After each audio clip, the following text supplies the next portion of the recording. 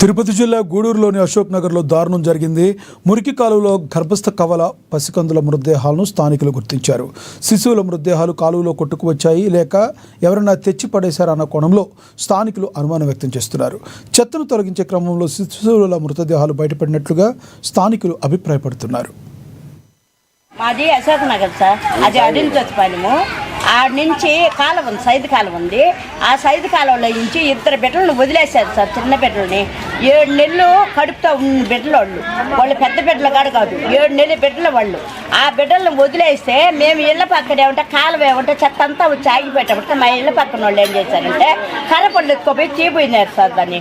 అప్పుడు ఆ బిడ్డలు ఇద్దరు ఏర్పడ్డారు. అది ఎవరేశారు నిన్నంతా లేదు, ప్రతిరోజు కాలువ చూస్తాం మేము.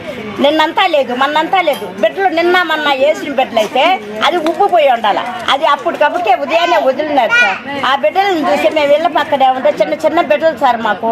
ఆ బిడ్డ మీద ఆ ఏగ వాలి, ఆ ఏగలు వచ్చి ఈ బిడ్డల మీద వాళ్తే మాకు ఎట్టుంటుంది. వాళ్ళు ఏం చేయాలని వేసినారో ఎట్ట చేశారు.